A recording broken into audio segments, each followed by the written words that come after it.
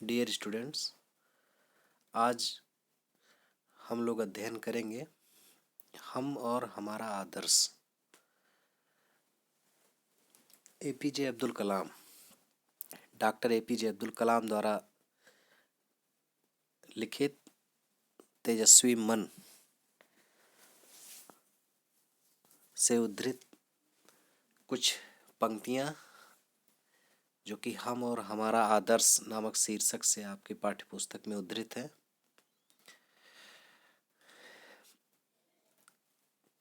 APJ Abdul Kalam एक बड़ा व्यक्तित्व, एक बड़ा नाम,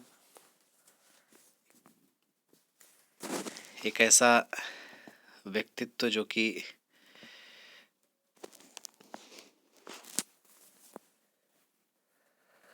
रामेश्वरम जैसे छोटे से द्वीप से निकलकर और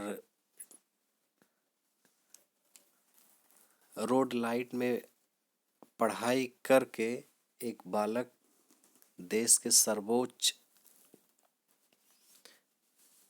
पद को, कॉन्स्टिट्यूशन के, संविधान के सर्वोच्च पद को सुशोभित करता है।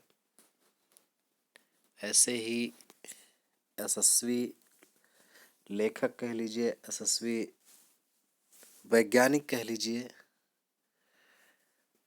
यशस्वी पूर्व राष्ट्रपति के कुछ विचार आपके समक्ष उपस्थित है। आप देखिए, कहते हैं, मैं खास तौर से युवा छात्रों से ही क्यों मिलता हूँ।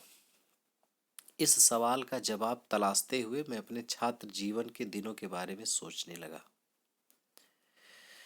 उन्होंने कहा कि मैं खास तौर से युवा छात्रों से ही क्यों मिलता हूँ। भाई, हर व्यक्ति की अपनी एक रुचि होती है, रुझान होती है। इनकी रुचि युवा छात्रों में थी। ये इनको ज्ञात था, ये पता था कि युवा ही देश के भविष्य हैं और जिस देश का युवा संभल जाएगा उस देश का भविष्य संभल जाएगा। ऐसी स्थिति में ये युवाओं से मिलते थे और युवाओं को गाइड करते थे, दिशा निर्देश देते थे। और कहते हैं कि मैं युवा छात्रों से क्यों मिलता हूँ, इस सवाल का जवाब तलाशते हुए मैं अपने छात्र जीवन के दिनों के बारे में सोचने लगा कि जब मैं एक छात्र के रूप में था, तब उस समय मैं अपने जीवन में छात्र जीवन के बारे में सोचने लगा कि रामेश्वरम के द्वीप से बाहर निकलकर यह कितनी लंबी यात्रा रही। रामेश्वरम जैसे छोटे से द्वीप से निकलकर कितनी लंबी यात्रा रही है। यहाँ तक पहुँचने का जो पड़ाव था वो बड़ा ही लंबा था। पीछे मुड़कर देखता हूँ तो विश्वास नहीं होता।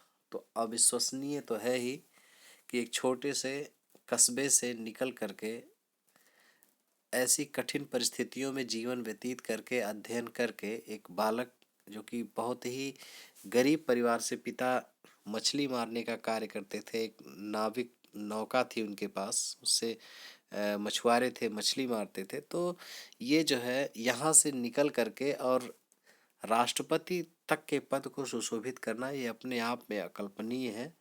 तो उन्होंने स्वयं भी कहा कि जब मैं पीछे मुड़कर देखता हूँ, अर्थात अपने अतीत को जब देखता हूँ, अतीत को सोचता हूँ, तो विश्वास नहीं होता कि मैं यहाँ तक पहुँच गया। आखिर यह क्या था जिसके कारण यह संभव हो सका, है ना।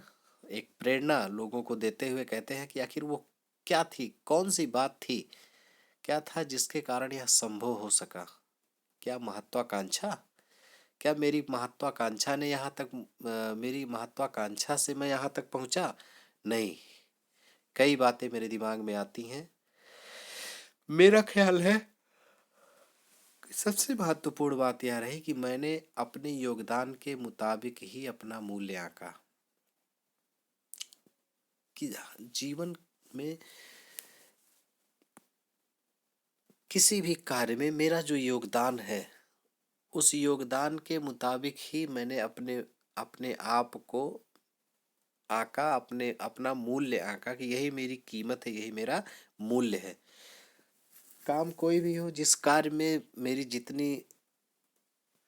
मेरा जितना प्रेजेंस होगा, मैं जितनी उपस्थिति दे पाऊँगा, उस कार्य को करने में मेरी जितनी सामर्थ्यता होगी, उतने ही मुझे उपलब्धि प्राप्त होगी, उतना ही मुझे उसका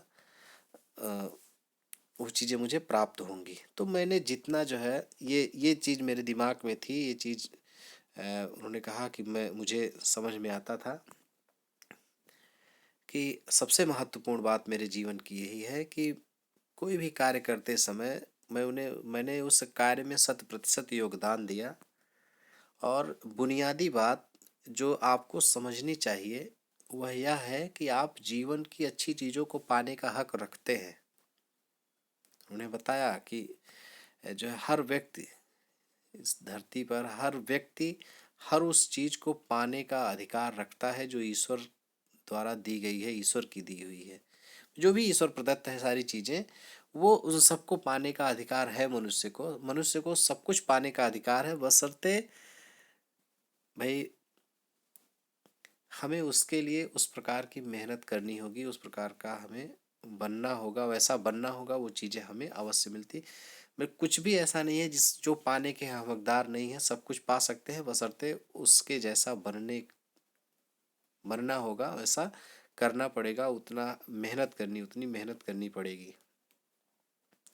जब तक हमारे विद्यार्थियों और युवाओं को यह भरोसा नहीं होगा कि वे विकसित भारत के नागरिक बनने के योग्य हैं, जब तक हमारे विद्यार्थी और युवा इस बात को नहीं समझेंगे कि वे एक विकसित भारत के नागरिक बनने योग्य है, जब तक उनके मन में ये भावना घर नहीं कर जाएगी कि हाँ वे कुछ भी कर सकते हैं और वो विकसित भारत के नागरिक बनने योग्य हैं, विकासशील भारत के नागरिक योग्य नहीं बल्कि विकसित भारत के नागरिक बनने योग्य हैं, जब तक ये भावना उनके मन में नहीं प्रगाढ़ रूप से होगी, तब तक वे जिम्मेदार नहीं बन पाएंगे, तब तक वे ज्ञानवान नागरिक नहीं बन सकते।